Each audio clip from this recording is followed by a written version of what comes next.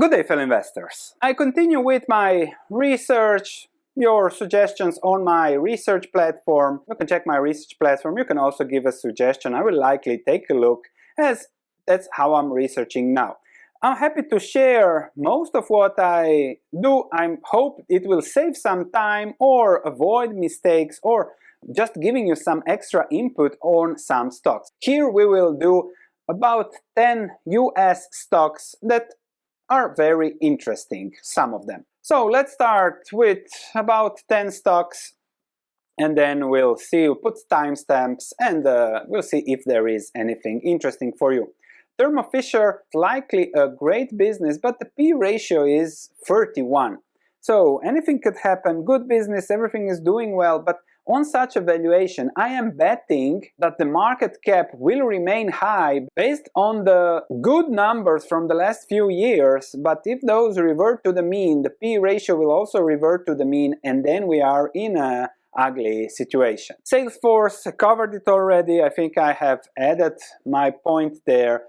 It's still around the same level, but fair valued, and nothing really to add of value there. So GEO Group, presence in the US, Andres suggests to take a look. They were a REIT, the debt was killing them, is still killing them. They were planning to refinance debt over time, but as they are working on that, the market doesn't like them, and it is a very, very cheap business when you look at the numbers. The P ratio is 9.79, so below 10. The stock has been beaten down, but I have looked at the company and I would say that this can easily be a 3 to 5x, but also look much, much uglier. If you take a little bit at the numbers, everything looks good, everything is growing, they're focused on debt reduction, attractive equity valuation, but the P ratio is still just around 10, nothing spectacular for what seems to be a distressed company. The numbers all look good, EBITDA very high, stable, net income is there, revenues are very stable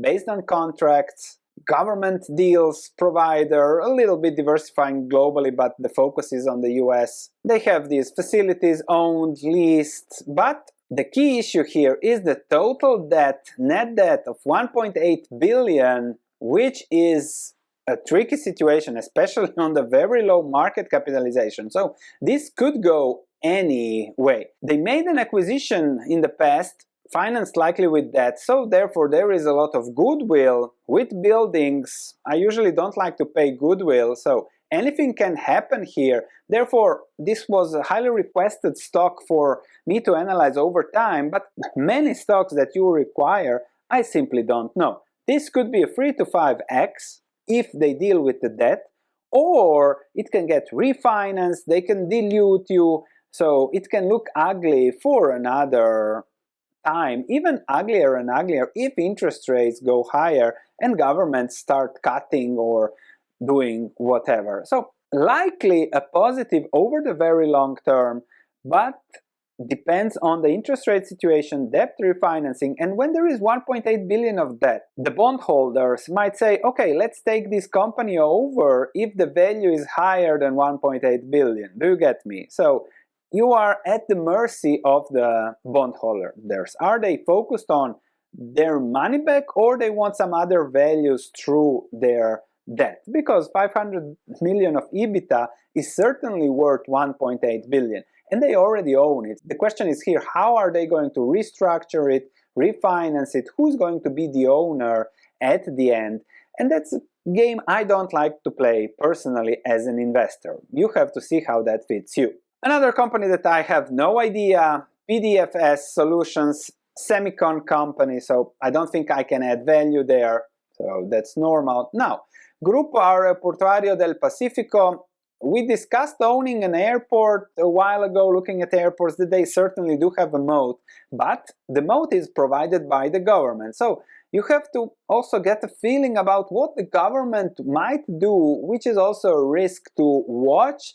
What will be the concessions, what will be the costs, the charges and everything, because the government at the end will decide how much money will the airport shareholders make. And this was suggested by Amir. Thank you, Amir. the stock has fallen because the government decided to change tariff rules. Now it's still uncertain how those rules will be changed, but you are at the mercy of the government. So again, another I don't know, see what is the dividend, what could be the long-term charges there, what will the government allow you to make. This is in general, airports are very nice, but those are usually also pricey, but when something happens like this, then the stock crashes significantly. Much better their airlines for sure, but you have to see how owning something like this fits you. And then there is also concessions.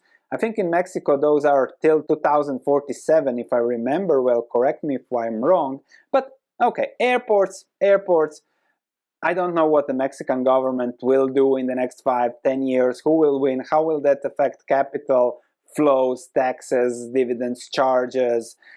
So again, not much value to add there except for telling you where to look. Get a sense on how the government will deal with this, then try to calculate the long-term cash flows from the airport to you, and then see what is the risk and reward. Worst case scenario, if you're happy with the cash flows, worst case scenario, then that is a buy. See at what price. I personally am not going to depend on the Mexican government. Now, Crocs, extremely cheap company. Tyler suggested a few companies here, but one is Crocs, great track record, but retail. And he is completely correct. You can see here the roller coaster investors have been on it, but the P ratio is 7, the market cap is just 5 billion, they have high cash flows, they're printing money, everything looks great, but they have been almost bankrupt a few times. Now things are great, so how will that work in the future? I think it will be a roller coaster for longer, but let's check deeper. Now I've read on Seeking Alpha, if you want to use the Seeking Alpha discount that will be available I think for 2 weeks from the 21st of November, check Seeking Alpha by using my link in the description below. There are always some deals, so whenever you look at this you can click there, support the channel and see whether there is something interesting. Now, if I look at the analysis there, everyone is a buy. Everyone should buy Crocs because it is so cheap. However, that perspective of buying is, in my eyes, a fixed mindset, and I prefer a dynamic mindset. They made $500 million in free cash flows, good net income, everything well, but will that be the same 5 to 7 years from now? That is investing, looking at long-term cash flows. And with retailers, shoes, fashion, it's impossible to predict where will the cash flows go over the next 5 years. Maybe higher, maybe not. Crocs might be a fad, might be a trend, might be something to stay where people will only wear the ugly Crocs over time. People are crazy, anything can happen. But it is, from an investing perspective, a very difficult sector to approach because there are high, I wouldn't call them uncertainties, high risks. Because when it gets ugly in fashion, it really gets ugly, and you have seen the chart before, the roller coaster. And plus, an acquisition at the peak of the pandemic retail boom, costly, if they can keep the margins and everything, it can get really ugly if that reverts, as most acquisitions in fashion do. Just think of ASOS. Coherent, not my cup of tea, another small semis company. Sorry, Claudius. Interactive Brokers, we made a video on it, I think it was last Saturday, so check that video out. You can also check the research on my research platform. It's for free for now in preview. It's an interesting business. Not a buy now, but okay. Viasat, I have no idea on the competition. Sorry, Gianmarco, you really explained things well. People can pause here and read your thesis, but I have no idea on the competition environment on satellites, Europe, globally. Really hard for me. Petrobras, again, depending on the government, I have no idea what they will do. Yes, it is interesting with a very high dividend, but it has been like that for longer, and with Brazil, depending on who's on the government, anything can happen. Mercado Libre doing great, the stock is booming, but then again, I've been looking at it since 5 years ago, and I never could know where it will go, what will be the competition, what will be the delivery costs, the business model. So they did great, likely great management there. Might do also well, like Amazon did in the past, might be the next one. But then, okay, of course, there is the risk that something changes, like a lot of time it has happened with many stocks. You hear the winners, but at those valuations, not for me. Another Brazilian stocks, Brasilagro, I did it somewhere in 2018, remember looking at it, but it is owning land and it has delivered inflationary returns, nothing spectacular, but you have to see how it fits you. It has always been cheap, it again looks cheap now, but it's likely that kind of discount. I don't think the Argentinians still own it, haven't been following how that works, how that worked over time. Now, I made a short on this and will come out, but this is an opportunity to make 40-50% quickly. It sounds strange from me, but that's how it is. You can make money, but don't be greedy. Now, Monish Pabrai bought it recently around 150 here, then the stock jumped, but I think it could jump another 30% to 300 if the management keeps doing what they are promised. So Monish Pabrai, recent buy, new buy, I think it's top position. The thesis is there, global demand for steel is expected to grow, nothing wrong. I don't agree with that. I've looked at steel for some other companies and iron ore analysis that I made. There are different projections for steel growth and also not growth, so be careful there. The company is printing cash now, huge revenues on high coal prices. Coal prices are still way off the charts. I didn't find the met coal US chart, but okay, higher prices, a little bit lower than the boom in 2022. And if they keep spending on buybacks like they plan, the stock should go up another 20, 30, 40%. They're even cutting the dividend to spend on buybacks. Now, in this situation, we've seen, I think it was Restoration Hardware, also focus on buybacks. The stock went from 90 to 700 only to return to where it was. So, you can make money here, but you need to be faster than Monish Pabrai. And we don't know whether he already sold. He might have bought at 150, sold at 220, made 30 million, and thank you, arrivederci. The thing is that if this reverts, if coal prices go lower, cash flows to do buybacks dry up, this goes very, very ugly, like it was the case in 2015 to 2019 or 20 when it went down 96%. So now these cyclicals make huge money, but if that will continue for the very long term, this is not an investment to buy now and sit on it for longer, because the cash is destroyed in buybacks with cyclicals. So you need to buy, sell higher, take the money and run.